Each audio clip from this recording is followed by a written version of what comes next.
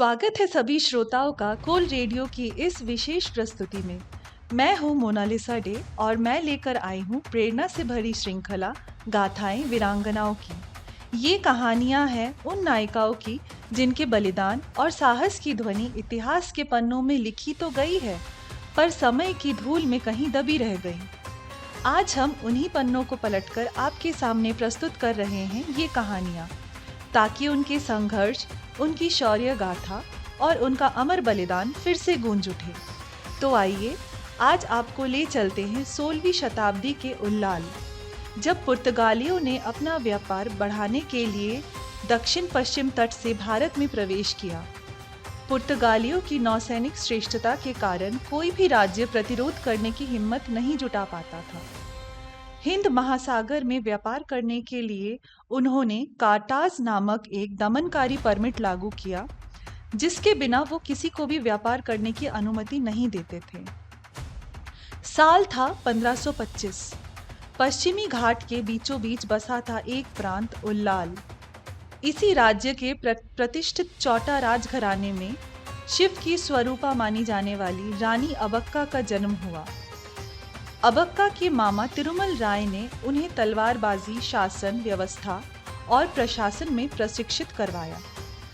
कम उम्र में ही उनका राज्य अभिषेक उल्लाल की रानी के रूप में कर दिया गया। रानी अबक्का भारत की उन पहली वीरांगनाओं में से एक है जिन्होंने पुर्तगालियों का डटकर मुकाबला किया। उल्लाल जैसे एक छोटे से राज्य की रानी होने के बावजूद वे बहुत बहादुर और निडर थी। उन्हें अक्सर दक्षिण भारत की पहली महिला स्वतंत्रता सेनानी कहा जाता है। यह हैरानी की बात है कि जहां आज हर कोई रानी लक्ष्मीबाई की बहादुरी के बारे में जानता है, वहीं उनसे भी 300 साल पहले पुर्तगालियों को पराजित करने वाली रानी अबक्का को इतिहास ने लगभग भुला दिया है। उल्लाल की करीबी बंदरगाह मैंगलोर और अरब के देशों में व्यापार कई सालों से फल फूल रहा था। गुड़, चीनी और भारतीय मसाले जैसे काली मिर्च की यूरोप में बहुत मांग थी। इसलिए पुर्तगाली हर हाल में उल्लाल पर कब्जा करना चाहते थे। रानी को इस बात का पूरा एहसास था कि जिन जिन राज्यों पर पुर्तगालियों ने कब्जा किया था, उन लोगों पर घोर अत्याचार किया जा रहा था। अबक्का पुर्तगालियों के इरादों से वाकिफ थी। वो अपने राज्य की सुरक्षा के लिए सतर्कता और संयम से आगे बढ़ी, और जब पुर्तगालियों ने व्यापार की आड़ में रानी पर कर देने का दबाव डाला, तो रानी ने कर देने से साफ इनकार कर दिया। रानी ने उल्लाल में मसालों की खेती और निर्यात को बढ़ाना शुरू किया। उल्लाल में संपन्नता आने लगी। रानी अबक्का को मसालों की रानी कहा जाने लगा।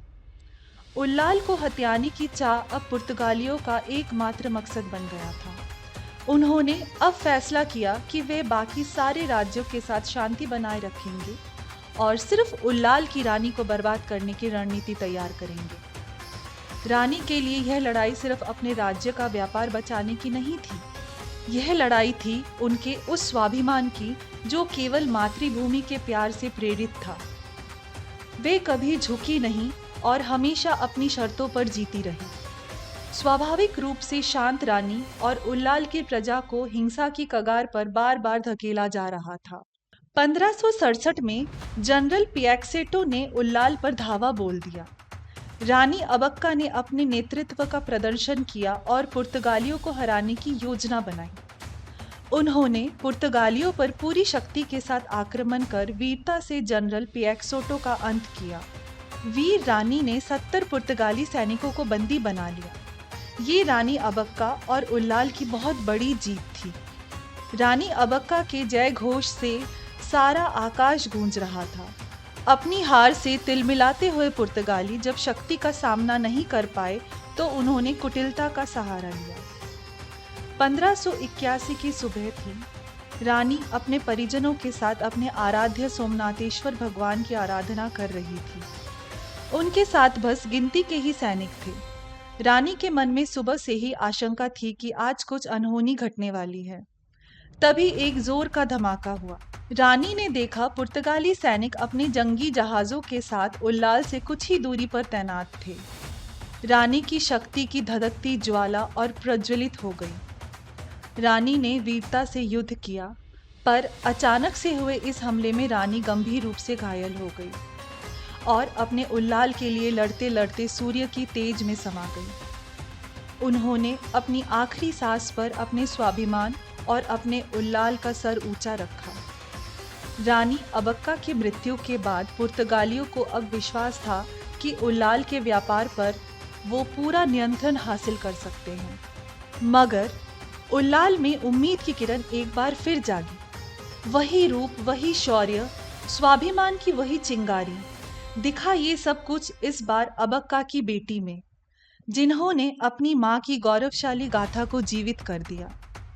1618 में ऐसा युद्ध हुआ जिससे रानी अबक्का का नाम स्वर्णिम अक्षरों में लिख दिया गया। उस दिन सुबह रानी का जहाज मक्का से आ रहा था। पुर्तगालियों ने कायरों की तरह उस पर घात किया और कब्जा कर लिया। उनका मकसद सिर्फ जहाज को ही नहीं, बल्कि रानी और उल्लाल को भी अपने वश में करना था। देखते ही देखते उनके जहाज़ों की संख्या बढ़ती गई और उल्लाल पर आक्रमण करने के लिए समुद्र में तैनात हो गए। वे अपनी जीत के प्रति इतने आश्वस्त थे कि लड़ाई से पहले ही जीत के जश्न में डूब गए। अबक्का को जब उनकी चाल का पता चला तो उन्होंने एक रणनीति तैयार की। उन्होंने अपने सैनिकों को मशाल लाने के लिए कहा। रानी का चेहरा मशाल की रोशनी में और भी चमक उठा। मशाल लेकर सैनिक छोटी छोटी नावों में दुश्मनों की तरफ बिना शोर किए आगे बढ़े। उल्लाल के वीर सैनिकों ने पुर्तगाली जहाज़ों पर अग्निबाण से आक्रमण किया और जहाज़ों को ध्वस्त कर दिया। आखिरी धमाका तो यूं हुआ कि जैसे उल्लाल में जीत के पटाखे फूट रहे हों। हार से लज्जित बचे हुए पुर्तगाली अपने जहाज़ों के साथ समुद्र में वापस मुड़ गए। अपमानित पुर्तगालियों ने फैसला किया कि अब वे कभी वापस नहीं आएंगे। ये थी ऐतिहासिक जीत रानी की और उल्लाल की। उल्लाल और तुलुनाडु के लोगों के दिल में रानी अबक्का के लिए बहुत सम्मान है। उनकी याद में हर साल वीर रानी अबक्का उत्सव मनाया जाता है। साल 2003 में भारतीय डाक विभाग ने उनके सम्मान में एक विशेष डाक टिकट भी जारी किया था। उनके जीवन पर कन्नड़ भाषा में एक फिल्म भी बनी है और बच्चों के लिए कॉमिक्स भी प्रकाशित की गई है। उल्लाल और बेंगलुरु में उनके कायस्थ प्रतिमाएं भी लगाई गई हैं ताकि आने वाली पीढ़ियां उनकी वीरता से प्रेरणा ले सकें। इन वीर रानियों का पराक्रम आज भी गूंजता है और सदा गूंजता रहेगा। उल्लाल की पहली तुलुवा रानी अबक्का की ये प्रेरणादायक गाथा यहीं समाप्त होती है। इतिहास के इन अनसुने पन्नों को जागृत करने का सफर जारी रखें। इसी जज्बे और प्रेरणा के साथ अगली बार फिर मिलेंगे इतिहास की एक और वीर नायिका की कहानी लेकर। तब तक के लिए वीरता को प्रणाम। मैं हूँ मोनालिसा डे और आप सुन रहे थे कोल रेडियो।